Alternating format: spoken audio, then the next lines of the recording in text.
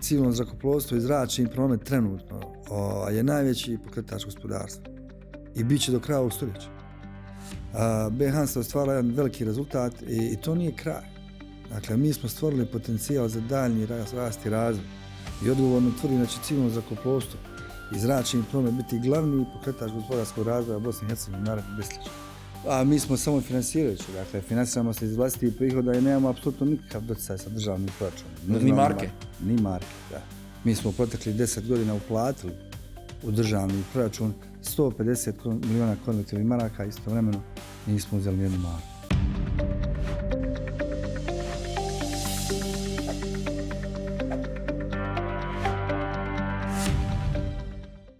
Dobrodošli u podcast Špica s Macanom. Kako izgleda upravljati zračnim prostorom jedne države? 24 sata dnevno, 7 dana u tjednu, bez pauze i bez prava na grešku. Dok se iznad vas svakodnevno odvija na 1000 letova. Što zapravo znači kad jedna zemlja preuzme kontrolu nad svojim nebom do granice svemira? I koji su najveći izazov jednog kontrolora leta? Reći će nam direktor Agencije za pružanje usluga u zračnoj plovidbi Bosne i Hercegovine, BHANSE, Davorin Primorac. Što je to BHANSA? Ajmo za početak, kakve su to skraćenice? U Hrvatskoj što bi to bilo? U Hrvatskoj bi to bila Croatia Control ili Hrvatska kontrola zračne plovidbe. Isto državna agencija u Hrvatskoj? Državna agencija također, tako je. A kad je BHANSA osnovan? BHANSA je dakle državna kontrola letenja, a sam naziv na našem jeziku glasi Agencija za pružanje usluga u zračnoj plovidbi Bosne i Hercegovine i utemeljena je zakonom 2009. godine. I tada kreće izgradnja kontrole letenja Bosne i Hercegovine na državnom nivou. Prije toga... To je nešto tipično za Bosnu i Hercegovinu. Vjerojatno u Hrvatskoj je bila uvijek državna agencija od prvog dana ili kako. A kod vas je to složeno od napravljena tranzicija iz više agencija u državnu. I vi ste jedno od rijetkih tijela na državnoj razini koja funkcionira samostalno, ne? Tako nekako, da. Imali smo institucije civilnog zrakoplovstva i prije 2009. godine. Bile su entitetske direkcije, Federalna direkcija za civilno zrakoplovstvo i Republička direkcija za civilno zrakoplovstvo i Državna direkcija za civilno zrakoplovstvo. Od te tri institucije krenulo se u izgradnju državne kontrole letenja, to je BHANSA, s tim utemeljila se samim zakonom 2009. i krenula je ta tranzicija institucija koja je uspješno okončana 2014. godine i iste te godine prvi veliki uspjeh, preuzeli smo odgovornost za pružanje usluga u donjem zračnom sloju u zračnom prostoru Bosne i Hercegovine. Što je to za ove obične gledatelje koji ne znaju što je donji sloj, što je to? Pa donji sloj je to negdje do visine oko 10.000 metara. A znači Bosna i Hercegovina nije suvereno upravljala svojim ni tim prostorom do 2014. jer nije bila državna agencija. Da, iz više razloga, između ostalog i radi toga, ali evo, da se bolje razumijemo, nekad u bivšoj državi postojala su dva centra oblasne kontrole letenja, nalazili su u Zagrebu i Beogradu. Zagreb je bio odgovoran da pruža usluge u zapadnoj polutki, ako to tako mogu reći, a Beograd u istočnoj. I granica razdvaja između Zagreba i Beograda u smislu nadležnosti bio je meridijan, 18. meridijan, odnosno takozvana linija Bosna Line, koja je sjekla Bosnu i Hercegovinu ravno popola. Gdje je bilo Sarajevo onda? Sarajevo nije postojalo, nije se vidjelo u tom kontekstu. Ali gdje je bilo, s koje strane bilo, koji je spadao aerodrom u Sarajevu? Pa više bliže Beogradu. Da. Više Beogradu spadao, I to je tako ostalo sve do te 2019. godine kada Bosna i Hercegovina po prvi 14. prvi put, ne? 14. godine smo krenuli do visine od 10.000 metara po prvi put. I kad tu se odvija negdje oko 20% ukupnog prometa koji se odvija u zračnom prostoru Bosne i Hercegovine. Znači svaki peti prelet je u tom donjoj zoni. Ajmo tako to reći. I onda smo krenuli u izgradnju modernog sustava i školovanje kadra. To se poklapa negdje kad ste vi postali direktor, 2015. Tako. Mojim dolaskom izgradimo akcijski plan koji je stručno utemeljen, opravdan, izvediv u realnom vremenskom roku. Dostavljamo ga Eurokontrolu, Europska agencija za sigurnost zračne navigacije na provjeru, koja ustanovljava da je sam plan realističan i u tom pogledu pozivaju se i susjedne kontrole letenja u Zagrebu i Beogradu da se pristupi tom projektu i krenuli smo izgradnju sustava i definirali datum preuzimanja cjelokupnog zračnog prostora kao 5.12.2019. godine. I to smo i ostvarili. Dakle, realno u 10 godina od osnivanja ste preuzeli kontrolu nad cjelokupnim zračnim prostorom Bosne i Hercegovine. Dakle, kao vratili ste suverenitet Bosne i Hercegovine na cjelokupni zračni prostor. A ko je prije upravljao ovim gornjim slojem, recimo, čisto ljudi znaju koje su onda bile situacije? Pa evo, kao što sam rekao, u bivšoj državi to su bili Zagreb, Beograd i to je sve ostalo tako do te 2019. godine. Dakle, Zagreb, kontrola letenja Republike Hrvatske i Srbijansko-Crnogorska je bila odgovorna za pružanje usluga u zračnoj plovidbi u zračnom prostoru Bosne i Hercegovine sve do te 2019. godine, 5.12. iz prostog razloga što Bosna i Hercegovina i BiH do tada nisu imali kapacitete u smislu infrastrukture, opreme i kadrova da sami ovladamo vlastitim zračnim prostorom. I evo, to se događa tada i to je taj povijesni uspjeh BiH i možemo slobodno reći najveći uspjeh zemlje u njenoj modernoj povijesti. Znači da je napravljenu državnu agenciju, vratila suverenitet i pokazala da može funkcionirati. Često za Bosnu i Hercegovinu prigovaraju kako je problem donijeti odluku ili nešto, da nešto funkcionira u Bosni i Hercegovini, ali vi ste primjer da može funkcionirati. Jer zašto? Kad je u pitanju zračni promet, što se ne smije dogoditi? Da, pa tu samo vrijedi profesionalnost i stručnost. Dakle, kontrole letenja su odgovorne, razdvajaju zrakoplove u svom prostoru nadležnosti sigurno i sigurnost je nadkrojuće načelo. Dakle, sve polaze sigurnosti. Ako dokažete da možete pružati usluge sigurno, od toga sve počinje. Nakon toga sljedeći stup i sljedeći važan faktor u našem djelovanju jeste efikasnost, odnosno protočnost, kapacitet, koliko možete zrakoplova poslužiti u jedinici vremena. I naravno, kao treći postulat dolazi nam ta ekonomičnost, da se sve to radite za neku prihvatljivu cijenu. Zašto je to bitno? Zašto je bitna ekonomičnost? Zar niste vi državna agencija? A mi smo samo financirajući, dakle, financiramo se iz vlastitih prihoda i nemamo apsolutno nikakav doticaj sa državnim proračunom. Ni marke? Ni marke, da. Mi smo protekli 10 godina uplatili u državni proračun 150 milijuna konvertibilnih maraka, istovremeno nismo uzeli nijednu marku.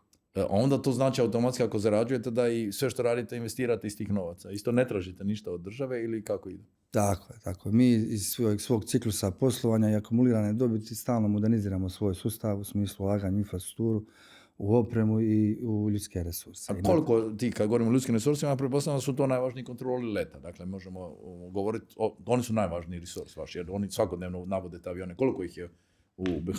Pa hajmo reći da je to najvitalniji dio naše agencije, ali imamo takozvano zrakoplovno osoblje koje čine kontrolu letenja, naravno, čine inženjeri, tehničari i svo drugo prateće osoblje koje pomaže u njihovom radu. Imamo i 147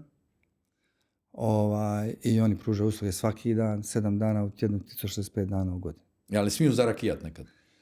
Pa vjerujte mi da to nije nimalo jednostavno, odgovornost je golema u njihovom poslu, često se govori o njihovim primanjima, vrlo malo koliko odgovornost nose, posebno u tim nekim vršnim opterećenjima kada je broj zrakoplova stvarno velik, kad su razine prometa visoke i još ako se potrefe nepovoljni vremenski uvjeti, oni su stvarno izloženi jednim velikim pritiscima i moraju zadržati svoje psihofizičke sposobnosti i da budu u najboljem svom izdanju kad dolaze na svoje radno mjesto, ne mogu zakasniti i čisto sumnjam da sebi priušte znači, takve izlete prije dolaska na smjenu. Kao kod nas u Osijeku da je avion kružio dok nije došao kontrolu leta na posao. Pa dobro, sad se sigurno provodi neka istraga koji je stvarni razlog tome, mislim da nije mudro ovako zaključivati na pamet, ja sam uvjeren da postoji neko logično obrazloženje zašto se to desilo.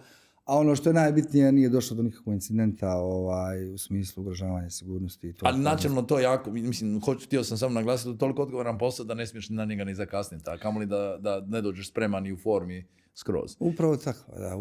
Je li Butmir ima neke probleme, baš kad ste spomenuli ove vremenske uvjete, što jaki vjetrovi budu, ali tako? Nije samo uvijek je bila snijeg, magla, ali zna na Butmiru baš biš jak vjetar, pa otkažu sve letove, tako? Da, mislite na aerodrom Sarajevo. Sarajevo, Da, pa imamo 4 međunarodne zračne luke, aerodrom je glavni grad, ajmo reći, aerodrom sa najvećim prometom i nalazi se u nekakvom okruženju konfiguracije terena koja je zahtjevna i ima često formiranje magle koja utječe na dostupnost aerodroma zrakoplovnim kompanijama, posebno u tim jesenskim i zimskim periodima.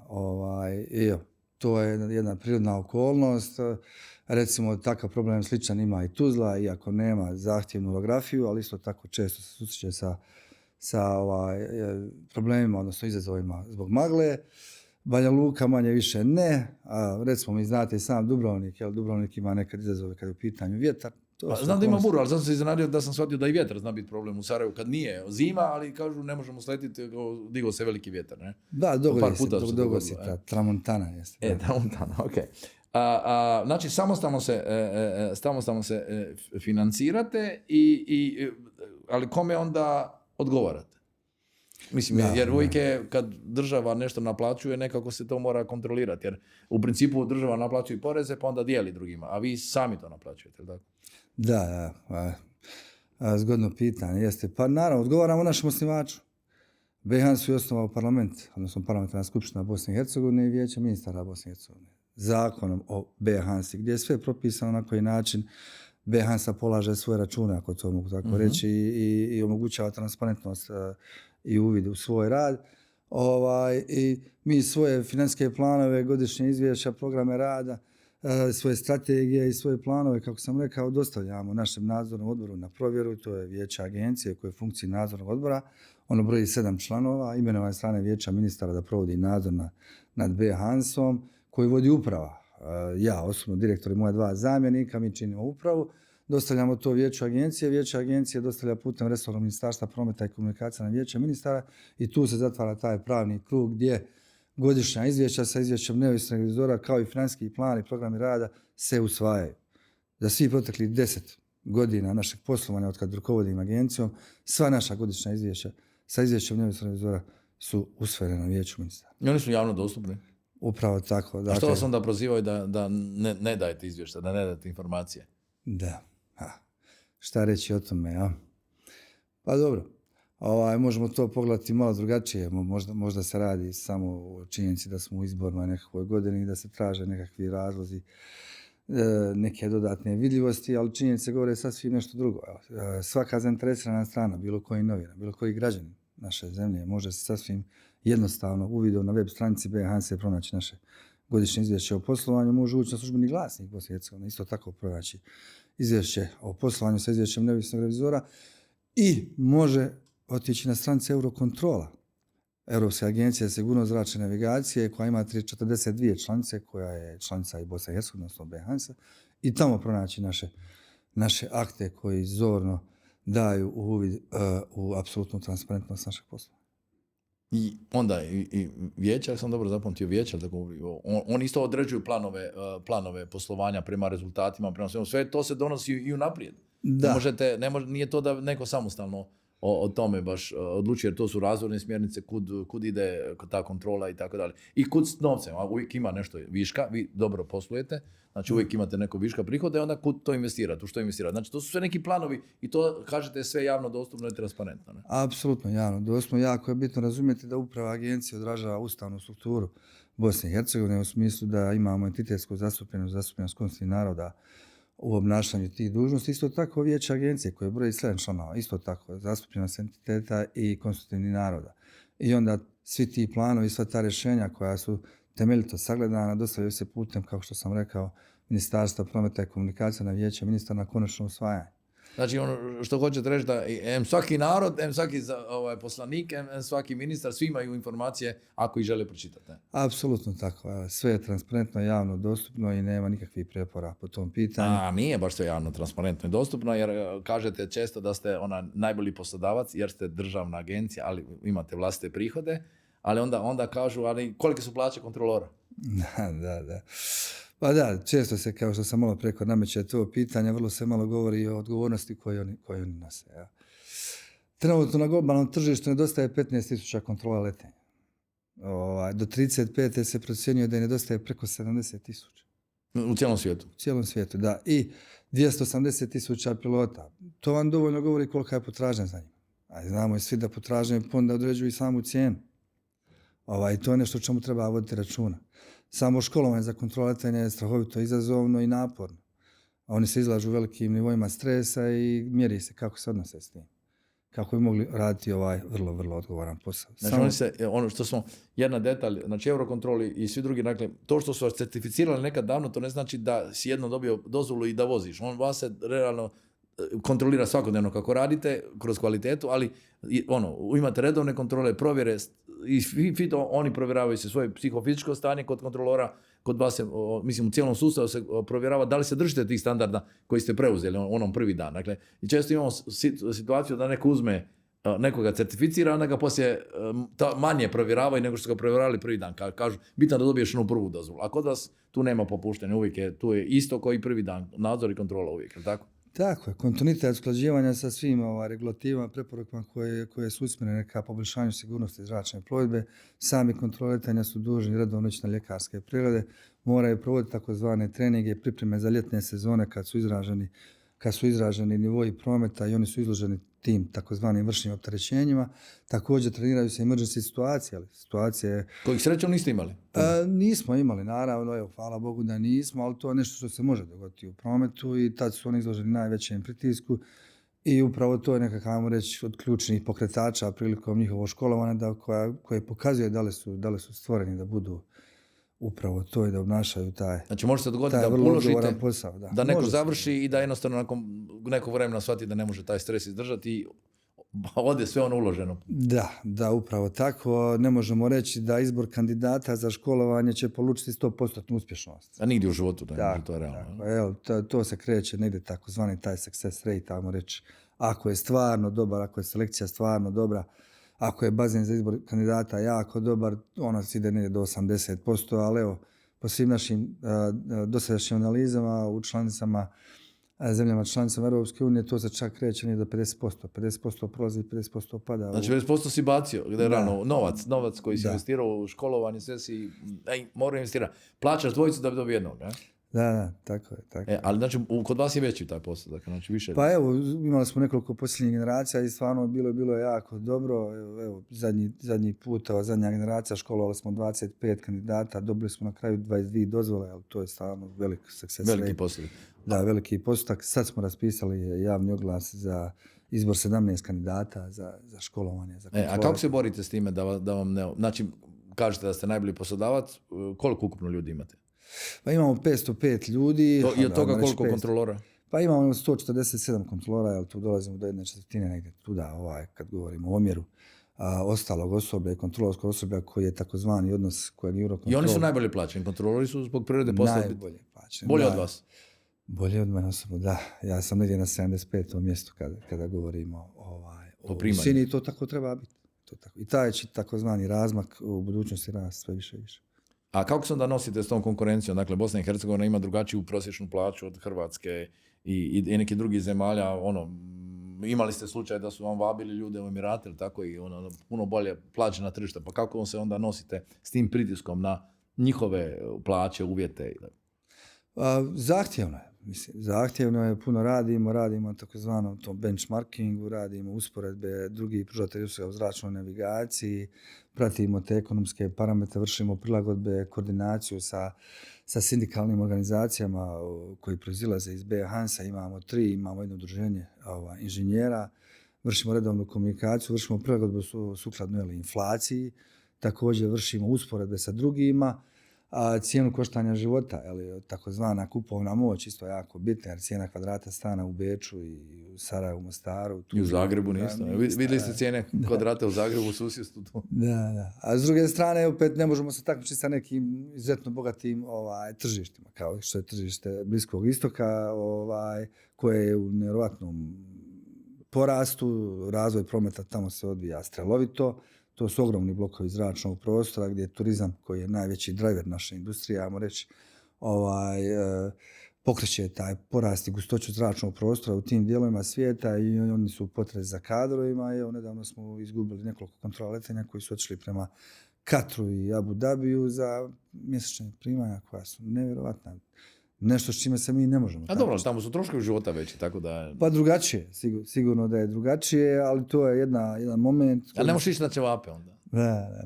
Pa dobro, to je jedan moment s kojim se susreću i drugi pružatelji usluga zračne navigacije. Znam iz provjere izvora da je čak i Hrvatska kontrola zračne plovidbe izgubila nekoliko svojih kontrola letenja prema Švicarskoj. Pa nam otišla krila Lujo se otišla u... Da, evo i to je jedan primjer kako je... Je li teže postati pilot ili kontrola leta?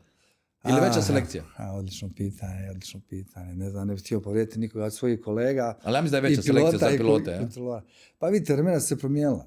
Ajmo to tako reći da je kapetan u zrakoplovu prije nekih 15-20 godina bio čak 30% plaćeniji nego, ajmo reći, jedan iskusni senior kontrola letenja. Uh-huh. Porast gustoće zračnog prometa je doveo do toga da je danas kontrolor skoro 30% plaćeniji nego kapetan zrakoplova.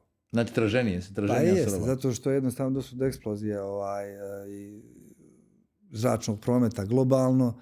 Civilno zrakoplovstvo nastaje završetkom Drugog svjetskog rata, kada su bombe u bombarderima zamijenili sjedištima i tada kreće civilni zračni promet. I na početku samo izuzetno bogati ljudi, jet set, su mogli sve priuštiti, koriste zrakoplov kao prevozno sredstvo. Dalje vremenom se to razvilo na način da je promet rastao kada je mogao srednji stalež, visoki srednji stalež sebi priuštiti da putuje avionom kao prijevoznim sredstvom, pa dalje srednji stalež, pa niži srednji stalež. I evo, došli smo u jedno vrijeme kada danas može svak, i siromašni ljudi, putovati dolaskom i pojavljivanjem takozvani low cost carriers ili niskotarifni zrakoplovnih kompanija, i to je dovelo do nevjerojatne povećanja gustoće zračnog prometa diljem svijeta i potaknulo tu veliku potražnju za stručnjacima u zrakoplovnoj industriji. Imali smo na šoku koroni, ili tako? Isto tako je bilo otpuštanja, pa se nikad nisu oporavili u smislu broja ljudi, nisu mogli naći ljude. Cjelokupna zrakoplovna industrija, kasnije kad ih je ono otpustilo u koroni, ne? Tako je, to je jedan izazov koji nam se desio tamo kad smo preuzeli kontrolu vlastitog zračnog prostora, ali odgovornost za pružanje kontroletanja u vlastitom zračnom prostoru, to je bila 19. kraj 19. 20. nas je zadesila ta pandemija koja je faktički slomila zračni promet globalno. Došlo je do pada 10% i u tom momentu jednostavno sad ta radna snaga je postala višak. Osim kontrolora. Osim kontrola letenja, koji isto tako u tom momentu nisu bili toliko potrebni, ali oporavkom prometa znalo se čim se vrati promet da će ponovo trebati opsluživati tolike razine prometa, da će vrlo brzo, čim se to dogodi, opet svi biti u maksimalnom pogonu, da će ti kontrole opet trebati. I ono što je dobro da smo mi u BHS uspjeli sačuvati taj sustav, infrastrukturu, opremu i ono što je najvažnije, ljudske kapacitete koje su mukotrpno gradili. A koji su to brojke, na primjer? Znači, što u ovom trenutku, koliko je to letova godišnje, koliko je putnika? Da. Pa evo, kad govorimo o Bosni i Hercegovini, mi obslužujemo preko 600.000 preleta na godišnjoj razini. Sad to pomnožite se potencijalno. Je li to nekih 1.500 dnevno, realno? Grubo kad gledamo. Pa vršna opterećenja u tim ljetnim periodima dogodi nam se da čak probijamo preko 2.000 preleta zrakoplova u jednom danu. Tako da ti brojevi su u suštini, tad je organizacija. I to je više od 10 milijuna putnika, ali kako? Kad grubo pa evo, teško je sad to pomnožiti, ali govorimo o milionima putnika. Ali više od 10, kažem, više od 10. Sigurno više od 10. Tako da je u suštini ovo što ste pitali, kad su ti najprometniji dani, ali kad u jednom satu obslužujete jako velike brojeve zrakoplova, tad je sustav napregnut do maksimuma. I to je nekakav, vamo reći, parametar, kriterij koji određuje našu uspješnost i našu efikasnost i našu elastičnost da se nosimo sa tim povećanjem zračnog prometa u ovom dijelu Europe. Znate li koji je meni najgledaniji klip na mojim svim društvenim mrežama? Vraćao sam se iz Skoplja i proletio neki Italijan ispod nas i izgledalo je kao da broješ je dimio, ne znam što je možda, ne znam koje gorivo koristio i iznimno je dimio. I proletio ispod nas i izgledalo je kao da je proletio skroz ispod nas, ali vaši ti koridori su jako sigurni, to je možda bilo i 5 km, ali čovjek u drugom avionu izgleda jako blizu, tako? Pa evo, da vam približim malo to. Dakle, rekli smo već, kontrola letenja je dužna razdvajati zrakoplove sigurno u svom prostoru nadležnosti. To radi nekakva 3 ključna kriterija. Razdvajanje po vremenu, da je vremenski razvoj, da je razvoj distancom, da je razvoj visinom i angularno, pod kutem. Dakle, 4, pardon. I vi ste doživjeli situaciju u kojoj ste bili razdvojeni visinski. A visina, razlika u visini kad se razdvajaju ti zrakoplovi da se ne bi, ne daj Bože, sudarili, je 300 metara, 1000 fita. Tako da je samo do 300? Samo 300 metara može biti. A onda je prošao, on je prošao na... Prošao je bliže. Da. Prošao je bliže, zato je to tako izgledalo. Da. I onda imate dojam nekad čak da ste na istoj visini, ali u suštini razlika je 300 metara. Imate dojam da si izbjegao sudar, ali u stvari to je uredno vođenje aviona ispod aviona, ne? Naravno, da. To je jedan način razdvajanja prometa. Dobro. Oni moraju biti fokusirani, rade te smjene, šikte moraju biti super smjenama, i super su plaćeni, ali mi nikako da znam koliko su super plaćeni. Da. Pa vidite, znate, imamo zakonske propise u Bosni i Hercegovini koji uređuju način postupanja i imamo nešto što se zove zakon koji se zove Zakon o zaštiti osobnih podataka, koji precizno kaže da samo nositelj tog prava može dati taj podatak. Znači, Damir Primorac može reći kolika je njegova plaća? Davorin Primorac, kad bi rekao kolika je plaća u jednog kontrola letenja ili bilo kojeg zaposlenika BHS, prekršio bi te zakonske odredbe. Ali dobro, možemo reći u prosjeku.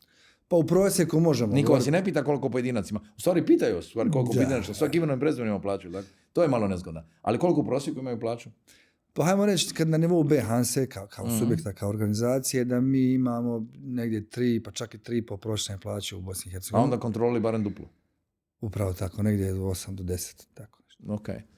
I to mora biti konkurentno recimo kontrolama i u Srbiji i u Zagrebu, a da ne kažem nekim drugim regijama. Jer čovjek tipa, jer vaši su ljudi školovani na svjetskim standardima, to nije BH standard, on govori engleski ili tako, on može sutra raditi u nekoj drugoj kontroli leta. Upravo tako, da. I pokazalo se da je potražnja za našim kadrom velika. Zašto? Pa zato što u kratkoj jedinici vremena obslužuju velike razine prometa. Vi možete zamisliti kako izgleda zemljopisno cijeli ovaj dio Evrope. Gledamo kad tamo. otvorimo onaj katalog u aviokompanijama, in-flight magazini, najveća je gustoća ovdje preko nas. Ja? Bravo, i mali zračni prostor. Recimo to usporedite sad recimo evo sa Finskom. Tamo imate ogromne blokove ili Švedskom, ogromne blokove zračnog, ili Island recimo. Imate ogromne blokove zračnog prostora gdje je promet, tamo reći, jednostavan, odnosno jednostavniji, posložen je. On je posložen na jednostavan način da se jednostavno napravi distanca i vremenska i dužinska, i to nije kompleksan promet. A kad imate jedan mal zračni prostor, kao što je zračni prostor Bosne i Hercegovine, imate toliko susjednih aerodroma, da nabrajamo sad Dubrovnika, Tivata, pa da idemo sve Split koji su užasno u sezoni bukirani, je? Tako, i još plus naši aerodromi imate takozvane te vertikalne momente gdje zrakoplovi penju i spuštaju. To su momenti kad su naše operativne osobe izloženo najvećim, ajmo reći, operativnom pritisku, gdje je nužno vršiti koordinaciju između sektora, između susjednih kontrola letenja. I to je vrlo zahtjevno i to znaju drugi pružatelji usluga zračne navigacije. Iz tog razloga uvijek vrlo rado angažiraju naše kadrove. Ali se ništa promijenilo, uvijek pitam u ovim emisijama, ali se ništa tu mina s umjetnom inteligencijom? Da li su ti softveri koji danas rade puno pametniji od onih prethodnih? Da li brže upozoravaju, gledaju neke paterne, jer kao neki supervizor umjetna inteligencija se to već uvodi? Ili i dalje prvenstveno ljudski rad? To su izazovi budućnosti, jel tako? A tehnološke promjene su brze u svim industrijama i dolaze u civilnom zrakoplovstvu, zrakoplovnoj industriji. Dakle, sustav se modernizira stalno i na način da omogućava lakši rad kontrolima letenja, u suštini da povećaju njihovu proizvodnost, da jednostavno u jedinici vremena mogu opsluživati više zrakoplova. Nekakav ključni parametar kako mjerimo moć, snagu tog sustava i vještinu kontrole letenja, koliko istovremeno simultano može imati zrakoplova na vezi. Nekad kad se počelo raditi prije, odnosno još ranije, ali evo prije 20-30 godina, taj broj je bio neki 8 zrakoplova simultano u jedinici vremena da opslužuje jedan kontrolor. Znači, da os-8 priča istovremeno. Bravo. A danas je to, evo, kad smo mi u pitanju BH-Hansa u nekim vršnim opterećenjima, to ide čak do 17. A ovi najmoderniji sustavi koji polako uvode te featurese, funkcionalnosti, alate. Znači, virtualno kontrolora leta realno uvode. Pomažu, da, to su pomagala koja pomažu da danas čak kontrolor može opsluživati 25 zrakoplova simultano. Jer sustav preuzima one jednostavnije poslove. Bravo. Pa sjetite se samo u vozilu kad smo bili prije, ste mogli zamisliti da imate kameru, da imate senzore za parkiranje. A sad vozi sam, a? Malte ne sam, jer sve još nam pišti kad trebamo sudariti. Pa će se dogodi moment da neće biti kontrola leta? To je vrlo izazovno pitanje, posebno za mene koji sam strastveni zaljubljenik u ovu struku. Tehnološke promjene su neizbježne, ali uvijek će morati biti čovjek iza. Zašto? Zato što je sigurnost zračne plovidbe nadkrojuće načelo, polazna osnova svega, i na kraju kakve god budu sustavi u operativnom radu, morat će ih nadzirati ljudska ruka. I tako da u potpunosti teško je zamisliti da evo sad ćemo letiti u jednom zrakoplovu u kojem nema pilota, mada se već rade istraživanja koja će omogućiti barem da se sadašnja 2 pilota, kapetana i kopilota u kokpitu svede na jednoga, da kopilota radi AI, već u istraživanja. Jer je to uvedeno zbog backupa i zbog kontrole, ne? Svih procedura, ponavljanja i tako dalje. Mislim, industrija ide u tom smjeru. Evo, kad vidite sad ove robotaksije, jel tako? Dakle, vozite se u taksiju gdje nema uopće vozača. Imamo te kamione koji prevoze teret, isto tako koji će biti bez vozača. Tako da je nekakav trend da će se to jednog dana možda desiti, vjerovatno. Da, ali ne vidim baš to tako prebrzo. Tako brzo, jer je, ono što smo rekli, prioritet je sigurnost. Uvijek u zračnom prometu se na to vodi velika briga i ono što ljudi mi čujemo kad se nešto dogodi u zračnom prometu, ali to je tako rijetko u odnosu na sve druge. I vjerojatnosti su da se nešto dogodi u zračnom prometu puno manje nego u svim drugim stvarnim sredstvima prometa. Ne? Da, jako puno energije se troši da se dokaže da su određene inovacije u funkcionalnosti sustava upravljanja zračnim prometom sigurni. To je premisa svega. Šta god da uvodite, morate provesti temeljite procedure kojima dokazujete da će ta promjena biti sigurna. Da neće doći do incidenta ili ne da je bolje do fatalnog. Dobro, ali već se radi na tome. Znači, već se radi. Radi se na tome, ali ulazi... se mora certificirati da je provjereno i to provjereno 1000 puta. Bravo, to je to. I to je možda, evo, moram iskoristiti reći naš najveći uspjeh. Mi smo apsolutno pokazali, dokazali najvećim autoritetima, regulatorima koji nadziru naš rad, da smo apsolutno sigurni i da služimo biti jednak partner Europskoj mreži. Ne, je bitno reći, to su regulatori izvan Bosne i Hercegovine. Bravo, jer Europska agencija za sustavu. Tako je. Europska agencija za sigurnost zrakoplovstva koja ima sjedište u Kelnu je dolazila 3 puta inspekcijski nadzor u Behansu i baš su nedavno opet bili i opet se pokazalo isto da smo usklađeni sa svim zahtjevima kad je u pitanju. Ali nije bitno samo da usklađen, nego i funkcionirati u skladu sa svim standardima. Naravno. Često se priča da je, uvijek govorimo o tom suverenitetu na zemlji, a kako izgleda taj suverenitet do svemira? Znači, vi ste rekli 2014. ste došli do 20.000, pa ste onda preuzeli upravljanje 2019. Kako ste rekli, to naše nebo, Da, imali smo kampanju koja se zvala Naše nebo, naš uspjeh. Pa jeste dobro objasnili ljudima taj uspjeh? Pa dobro, sigurno ljudi iz svijeta avijacije i zrakoplovstva razumiju i imamo ogromno poštovanje i uživamo veliki ugled u međunarodnim okvirima jer znaju šta smo postigli. To ide do te mjere da nas je danska kontrola letenja kontaktirala da im dadnemo savjetničke usluge za uspostavu kontrole letenja na teritoriju Grenlanda. I znate da je danska kraljevina gospodari tim teritorijem, da to spada u njihov teritorijalni integritet. Dakle, od nas su spremni učiti i najbolji. To govori koliko ugled uživamo. I nije to lako postići, jer tako, ako ja dobro gledam, ono sam radio pripremu, vama kad avion leti preko Kosova upravljaju Mađari. Da. Znači Crna Gora nema uopće kontrolu leta, ne? Crna Gora, jako je članica NATO pakta, nema vlastitu kontrolu zračne plovidbe i to dosta govori. Kosovo isto zračni prostor koji je bio dugo godina zatvoren i na kraju uspostavlja kontrola zračne plovidbe u zračnom prostoru Kosova i to radi mađarska kontrola letenja. Znači, do 9. ako ja dobro razumijem, znači Mađari su sad uzeli Kosovo, Crnu Goru de facto radi i stara kontrola leta koja je bila u Beogradu, a te dvije kontrole su sve do 9. kontrolirale, upravljale i zračnim... ali od 9. ste krenuli, 14. ste preuzeli do 10. i 19. do 20. Da, evo, moram reći, dakle, vrlo jasno i precizno. Dakle, suverenitet zračnog prostora Bosne i Hercegovine je neupitan i potpun. Mogla vam se mogla vam se kampanja zvati, ovo naše nebo, mogla se zvati Bosna i Hercegovina od svemira. Da, pa evo, civilni zrakoplovni lete preko 20.000 metara, pa je možda to razlog, jer iznad toga lete samo rakete i nekakvi vojni, ja moram reći, objekti. Iz tog razloga se kaže da ta civilni zračni promet je do 20.000 metara, evo, da bi skinuli bilo kakvu nekakvu stigmu vezano za taj naš uspjeh. Dakle, mi konzumiramo svoj suverenitet u potpunosti, institucije Bosne i Hercegovine odlučuju o tome. Doveli smo rješenje u suradnji sa Eurokontrolom i sa susjednim pružateljem usluga zračne navigacije tako da nam omogućava rekordne razine prometa. Imamo rekordne razine prihoda.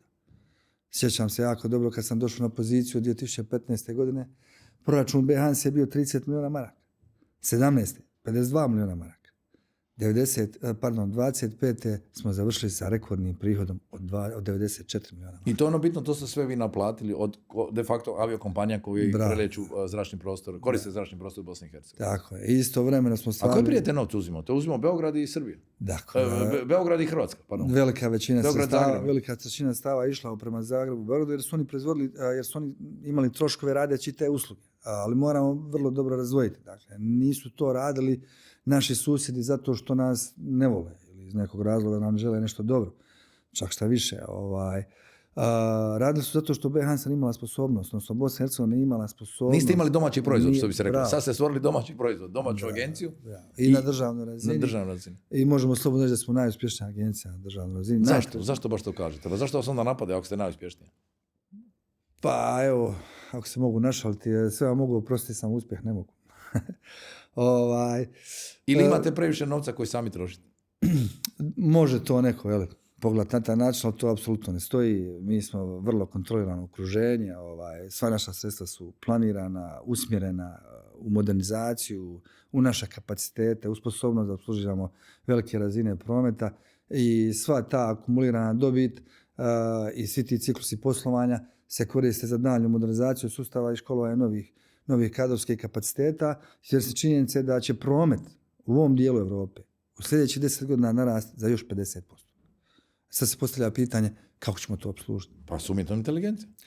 Znači, između ostalog... Neće biti koliko sa 20 u jedinici vremena, nego će biti 40. Upravo je to taj način kako odgovoriti toj potražnji. Šta to znači? Da moramo kontinuirano ulagati u našu modernizaciju, u naše kadrove. Iz tog razloga ta sredstva koja se ostvaruju kroz pružene usluge su strogo regulirana. Ona se mogu isključivo ulagati samo opet znači namjenska. Od čega se radi, u to se mora uložiti. Dobro, dio uplatiti u državni proračun kroz budžet Bosne i Hercegovine. Kroz porezni sustav, kroz doprinose. Na znači plaće, velike plaće, veliki doprinosi. Ide dosta toga u mirovinski i zdravstveni fond i to je neki 150 milijuna maraka u državni proračun u proteklih 10 godina. Financijski rezultat... Koji su prije bili realno u fondu u Zagrebu ili u Beogradu. Ne, kažem ne. Lijepo smo objasnili. Oni su svi to zarađivali. Vi ste stvorili domaći proizvod. Dakle, to isto nije išlo je samo kontrolorima, realno jednoj ili drugoj kontroli, ali vi ste napravili sve preduvjete da se napravi agencija na državnoj razini, što je bio izazov što smo pričali jer ste imali entitetska rješenja, pa nije mogla se napraviti državna. Znači, išlo se prema tome da država napravi taj iskorak, da se napravi agencija, da dobijete međunarodnu certifikaciju, da se ispoštuju sve ustavne, sve ove odredbe koje trebaju sukladno zakonu i da onda počnete de facto uprihodovati te novce i indirektno značajno sudjelovati u punjenju proračuna. Naravno, pogledajte, civilno zrakoplovstvo i zračni promet trenutno je najveći pokretač gospodarstva i bit će do kraja ovog stoljeća. BiH se ostvarila jedan veliki rezultat i to nije kraj.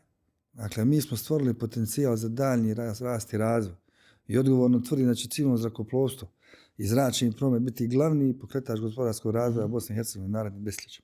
Ali jeste li vi dovoljno objasnili taj uspjeh, ako ste imali tu kampanju Naše nebo, naš uspjeh, ili tako? Da. Jesu li ljudi shvatili da je to njihov uspjeh, ne samo vaš, nego uspjeh države? Da je to jedna, ajmo reći, korak više u tom, baš u suverenitetu, znači osvojili ste do 20.000 je pod vašim upravljanjem. Su to razumjeli ili pitaju koliko je koštala proslava kampanja? Pa trebamo razdvojiti institucije Bosne i Hercegovine, ozbiljne dužnosnike koji stvarno su iskazali golemo poštovanje. I partneri koji su to platili. To je jedan detalj koji često vas proziva oko te kampanje, ali tu kampanju niste ni vi platili su partneri, dakle aviokompanije. Tako je. Pa sve je jasno i transparentno. Pazite, u financijskom planu za 2019. godinu koje je osvojilo Vijeće ministara je bila stavka koja je glasila kampanja za proslavu uspjeha. Znači nešto što je trajalo više mjeseci. Sve je bilo, dakle, čak 1,5 dana unaprijed. Koliki iznos? Iznos koji je bio rezerviran je bio odobren od strane samog Vijeća ministara. Ono što je još važnije je dobile 100 zrakoplovne kompanije. Dakle, zrakoplovne kompanije koje plaćaju naše usluge su platili tu kampanju. Ona je trajala mjesec dana, imala je nekoliko svojih ciljeva da promakne turističke atrakcije u Bosni i Hercegovini. Imali smo billboarde u naša 4 najveća grada iz kojih pružamo naše usluge.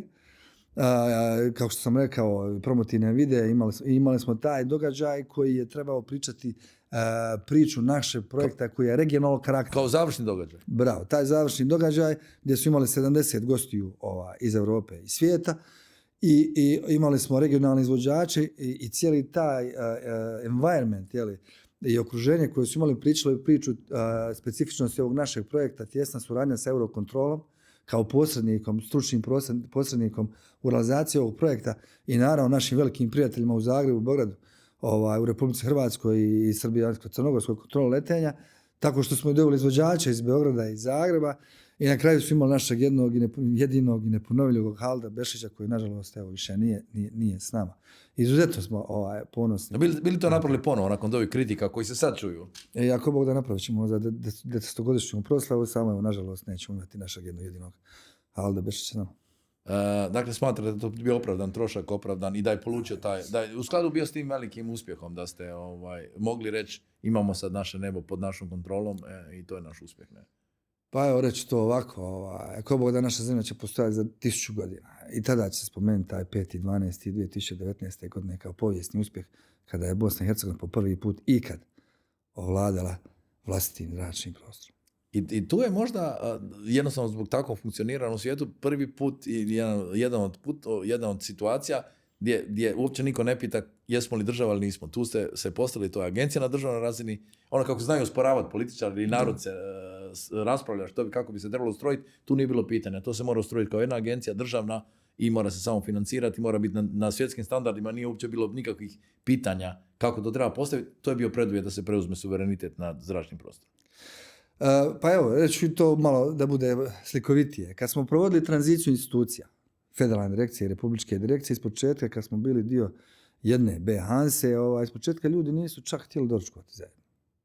Sad možete zamisliti kako je težak taj sam proces bio integracije. Danas se usluge pružaju samo za 4 najveća grada i svi naši zaposlenici u BHANSI, bez obzira iz kojeg dijela Bosne i Hercegovine dolaze, A gdje je centrala? Imaju snažnu privrženost i pripadnost BHANSI. Gdje je centrala? To je zanimljivo. U Bosni i Hercegovini jako bitno to. Sjedište je u Mostaru i ima operativne jedinice u Sarajevu, Tuzli i Banja Luci. I to nas krasi. To je ono što nas izdvaja od drugih u Bosni i Hercegovini. Što imamo tu harmoniju, sklad, što imamo sinergiju, što imamo konsenzus. Zato što na 20.000 nema politike. Na 10.000 isto nema politike. Da. Moraš raditi posao. Tako je. Svaki 24 sata 7, jel? Tako je. Sigurnost nikad ne smije biti dovedena u pitanje, stoji samo stručnost i profesionalnost. Mi nemamo taj luksuz da se bavimo dnevno političkim nadmudrivanja i jednostavno izbjegavamo biti subjekt dnevne politike jer to je nešto što nama škodi. Odlučivanje u BHANSI, kada je u pitanju uprava BHANSI, ja na čelu i moji zamjenici, sve odluke u posljednjih 10 godina smo donijeli konsenzus do jednu.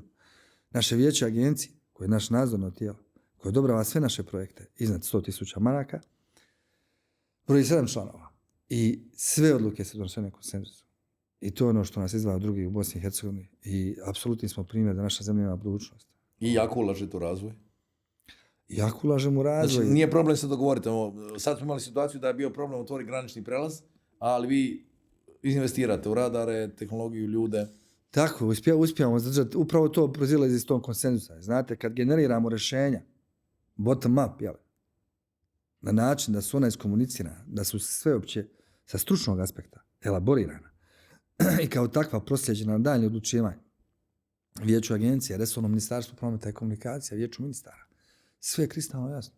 I u konačnici vijeće ministara konsenzusom donosi. Dobro, ali kristalno jasno, pa opet kažu niste transparentni. Kako? Znači, što im još plaće, pojedinačno vjerujem, to je i zbog zakona i nije primjereno govoriti ime i prezime po plaću, ali zna se kolika je ta prosječna plaća, to nije tajna, to sve u izvještajima vidi se. Znači, neko može podijeliti masu, onu cifru za plaće, podijeliti s brojem zaposlenih, pa znaš kolika je prosječna plaća, ako neko može. Ne?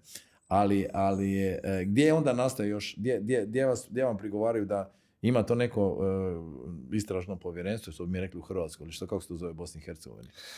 Bravo, da. Pa u sastavu Zastupničkog doma Parlamentarne skupštine Bosne i Hercegovine imamo tijelo koje se zove Povjerenstvo za promet. Čini 9 zastupnika. Pa gledajte kako sad da to jednostavno kažem. Dakle, mi smo apsolutno transparentni i komuniciramo sve sa institucijama Bosne i Hercegovine u zemlji, pa čak i stranim institucijama u zemlji, kao što su Ured visokog predstavnika, Europska misija u BiH i naravno i samo Povjerenstvo za promet. Dakle, sve informacije relevantne su dostavljene i dostavljaju se u pisanom obliku i čak smo i slali naše članove top menadžmenta da obrazlažu ako postoje neka određena pitanja. Ali jednostavno sebi ne možemo dozvoliti. Jer takva nam je priroda posla. Niti ja osobno, ni BHANSA. Da budemo subjekt dnevno političkih nadmudrivanja. Jer to je ono što može narušiti našu harmoniju i naš sklad. Pa i naš konsenzus u odlučivanju. Dakle, nemamo taj luksuz. Jednostavno ne smijemo stati nijednog trenutka. Promjene su tako brze da se moramo primarno baviti svojim poslom. Dobro, Imali znači smo- kontrola zračne plovidbe mora raditi, bili izbori, ne izbori, bila kampanja, ne kampanja, ali morate se razvijati i tu smo došli do toga da se i stari zakon krenuo mijenjati, to je taj korak u budućnost, jer stari zakon uopće ne pokriva neke segmente koji postoje sad u zrakoplovstvu. Pa evo, to su ti izazovi budućnosti, te tehnološke promjene koje dolaze strelovitom brzinom. A kad sam došao na poziciju direktora, to je prije 10 godina, bespilotne letjelice uopće nisu bile predmet rasprave. Nije se razgovaralo o dronovima, jeste mogli čuti tu riječ 2015. Danas se koriste u velikoj mjeri, u rekreativne svrhe i komercijalne svrhe. Sudionik su u zračnom prometu, posebno na malim visinama. Da, i ne smiješ leti bez kontrole leta. Ne bi smio, da. Ali kad pogledate zakonodavstvo Bosne i Hercegovine, u nijednom zakonu u Bosni i Hercegovini se ne spominje niti jednom riječu bespilotna letjelica. Dakle, mi se moramo prilagođavati promjenama, novim tehnologijama. Iz tog razloga je jako bitno da se krene u izmjenu zakonodavnog okvira. Tu se radi o 2 zakona kada je civilno zrakoplovstvo Bosne i Hercegovine u pitanju, kao i u svim drugim zemljama. Zakon o zrakoplovstvu, kao majka, i zakon o B-Hansi, koji se moraju prilagoditi novim okolnostima u našoj industriji kako bi mogli kapitalizirati potencijale koje smo stvorili, kako bi mogli integrirati nova rješenja, između ostalo ste spomenuli ste i umjetnu inteligenciju, bespilotne letjelice, čak su najavi nova 2 aerodroma u izgradnji. Dakle, besposadne, ali tako, što mi kažemo i besposadne, imate samo dronovi nego ovi veliki. Da, imate i druge letjelice koji nisu dronovi, ali su besposadne. I zabilježili smo već određene incidente po tom pitanju gdje su dronovi bili jako blizu komercijalnom zrakoplovu u slijetanju. Jednostavno, jako je bitno da se otvara svijest donesiteljima odluka u Bosni i Hercegovini, ne samo u Bosni i Hercegovini, nego i u Europi i globalno, da moramo djelovati u tom smjeru, da moramo zaštititi sigurnost. I u tom kontekstu smo mi pisali opet svim institucijama u Bosni i Hercegovini, pa i Povjerenstvu za promet, kao i čak Europskoj komisiji. Da, ali nekako se ispalo po pojedincima koji vas kritiziraju da se složili te izmjene zakona koji su sasvim opravdane s time da nekako se poklopilo s istekom vašeg mandata, 2 puta po 5 godina i da to u novom prijedlogu zakona nema. Kako pravdate to? Kao želite biti vječni direktor B-Hanse? Morao sam se nasmijati, Krešimira. Dobro, predložene izmjene zakona o zrakoplovstvu, odnosno zakona o B-Hansu su usklađene sa pravnom stečevinom Europske unije. I kao takve su ocijenjene od strane Direkcije za europske integracije Bosne i Hercegovine i Europske misije u BiH. Znači ne odskaču od prakse u Europskoj uniji, Tako je, da. Sad, malo logike u svemu. Malo pre smo govorili kako je deficit kadra u zrakoplovnoj industriji. Mnogo veće zemlje sa razvijenim ekonomijama, mnogo ljudnije, nemaju takvu vrstu diskriminacije u svom zakonodavstvu. Da za čak 10 pozicija ograničavaju ljude se kandidiraju putem javnog oglasa za te pozicije. Ali vrlo jasno i precizno. Izmjene su usklađene sa pravnom stečevinom Europske unije i kao takvom su ocijenjene. I fokusirane su na dalji razvoj civilnog zrakoplovstva u zemlji. Što se tiče mene osobno, budući se tako lamentira, doživotni mandat, mislim, stvarno bih volio vidjeti kako to može se napisati u jednom zakonu. Apsolutno ne stoji.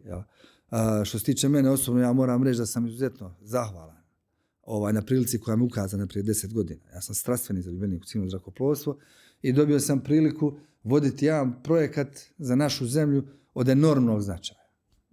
I iskreno da vam kažem, za mene je to bio kraj svijeta u momentu kad smo to ostvarili. Ako danas kažu da je... Nije bio kraj svemira. Evo, možete i tako to reći. Ja mogu samo reći jedno veliko hvala. Ako se smatra da sam ja na kraju svog nekog profesionalnog puta, kao direktor B-Hanse, jedno veliko hvala na ukazanoj prilici. Iznimno ste ponosni na ostvarene. Tako. Ako se misli da mogu nastaviti... Dobro, dijete ste B-Hanse, zaljubljenik u civilno zrakoplovstvo. Je bila zanimljiva kad ste govorili kad smo krenuli tu tranziciju, dakle i prije što ste postali direktor, već ste vi godinama bili u B-Hansi. Odnosno u agencijama u civilnom zrakoplovstvu ste bili. Da, radio sam samo prvi dan mog radnog vijeka u institucijama civilnog zrakoplovstva Bosne i Hercegovine. Dakle, a to ste završili kao struku, ili tako? Tako je, da, studirao sam, završio sam fakultet prometnih znanosti i smjer aeropromet i postao diplomirani inženjer zračnog prometa. Prvi dan radnog vijeka u institucijama civilnog zrakoplovstva, radio nekoliko godina, upisao poslijediplomski specijalistički studij na ekonomiji i smjer menadžment, kako bi nekako prepoznao na koji način sve te usluge i aktivnosti i procese koje se odvijaju u civilnom zrakoplovstvu možemo povezati sa ekonomskom opravdanošću i kako izvući što više iz svega toga. I to mi jako puno pomoglo u rukovođenju BHANS-om i možda je to jedan od glavnih razloga zašto smo ovako uspješni kad su u pitanju ti financijski pokazatelji. Ponavljam još jednom, evo, u posljednjih 5 godina smo ostvarili skoro 50 milijuna maraka profita, dobiti. Bila je samo jedna godina, to je ona pandemijska godina, kada je bio potpuni slom globalno zračnog prometa, a sve druge godine smo ostvarivali profit na kraju godine. Tu moram reći da za sve dodatne informacije našem gostu nećemo stići sve o svemu pričati. Saznajte skeniranjem QR koda koji je prikazan na ekranu, otvorite kameru pametnog telefona, usmjerite prema QR kodu i kliknete na ovu link poveznicu koja će se pojaviti, a možete nas i slušati na Spotify i Apple podcast kanalima. Došli smo u zadnjih 10 minuta. Davorin, kako ne vjeruješ? Ko je Davorin Popović? Moram pitati, ali ko je Davorin Popović? Da. Davorin Popović je jedan poznati izvođač u Bosni i Hercegovini iz Sarajeva, je bio jako popularan u tih godinama kad sam se ja rodio. Moji roditelji su slušali Indekse. A što je mama više volila? Ti si mi bila svemu naj ili sve moje godine? Što je ostalo? Bacila je sve niz rijeku, da. Bacila sve niz rijeku. I dala time Davorin, ne? Nisam pogriješio, ja sam namjerno pitao zašto Davorin Popović. Pa po njemu. Davorin Primorac, ne? Da, po njemu. Po Davorinu Popoviću. Baš sam danas slušao Indeks, pa kažem, onda opet mi se vratilo. Bilo je sve naše godine, sve ove godine, nakon sve naše godine. Pred kraj smo, moram pitati par stvari koje još su goruće, koje mislim da nismo još pojasnili. Rekli smo da ste preuzeli suverenitet, onda vas opet napadaju da ste dali kantun od Bihaća, da ste dali Hrvatskoj kontroli leta. Ne? Da, to je tema isto. Pa kad govorimo o suverenitetu zračnog prostora, jako je bitno razumjeti organizaciju zračnog prostora. Kad kažemo da smo preuzeli odgovornost za celokupan zračni prostor, to se dakle misli vertikalno. To smo rekli 20.000 metara dokle civilni zrakoplovi lete. Kad govorimo lateralno, granice zračnog prostora ne mogu odgovarati administrativnim granicama zemlje i to nigdje nije slučaj. Dakle, rade se najbolja operativno-tehnička rješenja. Da bi bilo protočno. Tako, prvo da bi bilo sigurno. To je najbitnije od svega. To je nadkoviće načelo, polazna osnova. Nakon toga govorimo o kapacitetu, govorimo o frekvenciji prometa u jedinici vremena, koliko možete opslužiti zrakoplova u jedinici vremena, i nakon toga ekonomičnost. Da je sve to za prihvatljivu cijenu koju su zrakoplovne kompanije spremne plaćati. Da, ali ajmo reći, znači to je za neko ko je laik u ovom slučaju, znači kada avion leti iz Zagreba u Split ili Splita u Zagreb, da ga de facto kontrolira Zagreb, bez obzira ako u jednom trenutku kratko preleti preko zemaljskog teritorija Bosne i Hercegovine. Na tom području Bihaća. Ne? Dobro, ja bih volio da mogu tako pojednostaviti, ali reći dakle, da je rješenje koje danas imamo, to je rješenje koje su prihvatile, dobile institucije Bosne i Hercegovine. Dakle, institucije i vi ste ga predložili. Ali zašto? Zašto ga je prihvatilo? Zato što je dokazano kroz simulacije, analize, simulacije u stvarnom vremenu, pod posredovanjem Eurokontrola u Institutu za istraživanje i razvoj, da je to najsigurnije i najprotočnije operativno tehničko rješenje u ovom dijelu Europe na europskoj mreži. Dobro, ali ili ima takvih iznimka kao što u Europi ili je u Bihaću jedno? Pa samo u srednjoj Europi imate takva 22 slučaja, gdje Austrija i Mađarska imaju takozvane bočne bilateralne sporazume gdje se uređuju ta pitanja ko će u kojem dijelu zračnog prostora pružati usluge radi bolje, naravno, sigurnosti i protočnosti. I zato svjedočimo ovim razinama prometa. Ovo je najbolje moguće rješenje. Ali kad im tako objasnite i da u svakom trenutku vi tu odluku možete promijeniti jer ste u njoj dragovoljno ušli, pristali i pregovarali realno s pozicije suvereniteta, što onda na to kažu? Pa dobro, neki ljudi koji nisu iz svijeta civilnog zrakoplovstva kažu, oni zamišljaju da je taj zračni prostor ide po administrativnoj granici same zemlje. Ja mogu slikovito samo reći, zamislite, recimo, da li je cestovni promet isto što je zračni promet. Vi kad dođete sa autobusom na administrativnu granicu, dajete putovnice na granici da granični policajac to provjeri. Evo sad u Gradiški nema graničnog prijelaza onog starog. Znači mora se zaustaviti, ali tako? Da. Ne može li se zrakoplov zaustaviti na granici? Ne može. Pa evo, ja postavljam sad ta pitanja, možemo tako banalizirati. Dakle, zrakoplov mora proći. Ali ne može doći rasnicu i stat i čekati da se razvije promet da bi prošao. Ne može doći kružni tok. Ili da se govore dva entiteta. Ko će ga pustiti neće. Ako nemate rješenja bilateralna rješenja, bočna rješenja o operativnoj koordinaciji između susjednih zemalja, odnosno susjednih pružatelja usluga u zračnoj navigaciji, onda nemate ni promet. Šta se događa? Promet vas zaobilazi. Znači u samom startu... Postaješ preskup, kompliciran i letiš negdje drugdje. I nemate ove rekordne razine prihoda, nemate rekordne razine prometa i nemate taj istrenirani operativni stav koji je strahovito globalno konkurentan. Mogli bi mi ovako dugo, za nismo 5 minuta, ajmo još čuti malo o toj nekoj karijeri. Je li obično ljudi kažu nisi mogao postati pilot pa si onda otišao u civilno zrakoplovstvo, nisi mogao postati Top Gun, vojni pilot pa si otišao u civilno zrakoplovstvo. Je li to bio isto neki san? Od djetinjstva, da. To je iz dječačkih dana, ljubav prema zrakoplovima i inače prema zrakoplovstvu i onda je došao taj kultni film Top Gun, gdje jednostavno doživio sam ponovno tu veliko zaljubljenje u civilno zrakoplovstvo. Prva je želja, naravno. Dobar, jesi htio biti pilot ili astronaut? Pa evo, pojednostavit ću, znači vojni pilot, ja moram reći, taj je prvi moment. I onda se razvijete kao biće, shvatate da je to vrlo opasan posao. Pa onda dalje, kako se razvijete kao intelektualna osoba, shvatite da to samo mogu bogate zemlje omogućiti da jako veliki broj borbenih zrakoplova leti.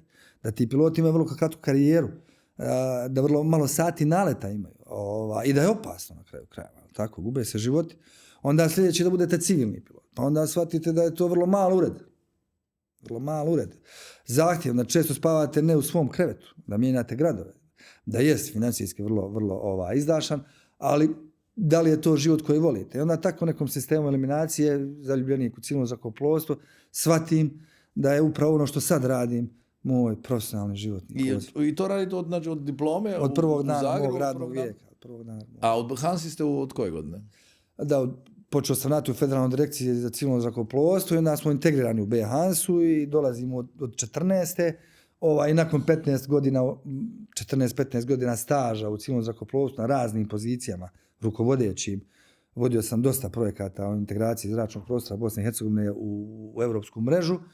Dolazi ta prilika da postanem direktor B Hanse, koji obječučke prihvatam i taj izazov da preuzem odgovornost za cjelokupan zračni prostor. Malo ljudi dobije takvu priliku u svijetu, učiniti nešto tako posebno na svoju zemlju. Dobio sam veliko hvala na tome, mnogi su probali, nisu uspjeli, mi smo uspjeli. Je li pomoglo što si zet Dragana Čovića, to je, kaže, nadimak kaže zet, onako kad politika ili novine, kad hoće napraviti dobar naslov, onda ne govore uspjesima, nego kažu, evo, Davorin Primorac, zet Dragana Čovića. Predsjednika HDZ Bosne i Hercegovine, za ono ko ne zna. Ne? Pa oženjen sam čovjek, da. Mojom lijepom Danijelom imamo 3 djece. Relativno smo mladi i hvala Bogu živi su nam roditelji. I njeni i moji i ogromna su nam podrška u našim životima. Ovu priliku dugujem svojim roditeljima. Jer upravo su oni omogućili da studiram ono što sam najviše volio. Počeo sam svoj rad od prvog dana u institucijama civilnog zrakoplovstva i dobio sam svoju priliku. Ja bih rekao da je pravo pitanje da li sam je iskoristio. I da ovi rezultati i za nas govore dosta. To je sve što ima reći o tom. I što ako ne prođe zakon i ne može, znači sadašnji zakon limitira mandat na 2 puta 5 godina. Pa gdje sebe vidi Davorin Primorac ako ne prođe ova promjena zakona ili ako je eventualno isto je opcija da ne bude izabran na mjesto direktora Hanse? Pa vidim se u institucijama civilnog zrakoplovstva Bosne i Hercegovine. Jer stvarno sam uvjeren da imam još toliko toga da dam. A već sam ranije rekao da će civilno zrakoplovstvo biti glavni pokretač gospodarskog razvoja naše zemlje u dolazećim desetljećima. Mi smo na samom kraju sad ove emisije. Je li ima nešto bitno što ste propustili? Možda reći, objasnim gledateljima. Brzo prođe vrijeme, ali onda uvijek na kraju imam još nešto za reći. Pa dobro, pa iskoristio bih samo priliku da pozdravim cijeli kolektiv B Hanse. Ovo je sve njihov uspjeh. Ja sam samo neko koji je dobio sreću i priliku da bude na čelu institucije, ali B Hansa, to su njeni zaposleni, to su i kontrolori koji smo spominjali, to su divni mladi ljudi, zajedno sa inženjerima, tehničarima i svim drugim pratećim osobljem. I pravo je zadovoljstvo biti dio tog kolektiva. I ono, pošto što sam razumio, moraju svi biti veliki stručnjaci i profesionalci u stvari, jer svaki dan se to kontrolira dnevnim preletima, upravljanjem tisućama preleta svaki dan. Ne?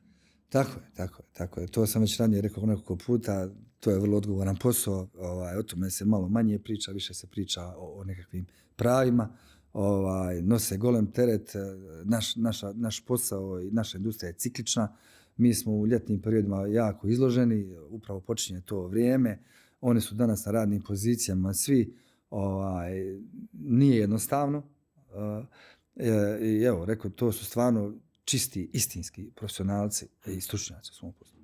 Pa velika je stvar kad direktor pohvali svoj kolektiv ovako, jer uistinu bez, ti si samo prvi, a bez tih ljudi koji svakodnevno rade nema tih rezultata. Ali ih neko treba voditi, imati viziju gdje treba doći, gdje treba biti tipa prije 15. pa za 10 godina gdje ste. Mislim da ste na dobrom putu, ali ne možemo dalje pričati, nema vremena mi je iscurilo i ja sam tu samo da ga odjavim ovaj podcast. Na kraju smo još jednog podcasta Špica s Macanom. Pozivam da se pretplatite na naš YouTube, Spotify, Apple Podcast kanal kako ne bi propustili sljedeće epizode podcasta, ali pogledali one neke starije. Teme su nam razne, kao što vidite. Predlažite teme i goste koje biste željeli vidjeti u sljedećem podcastu i gledamo se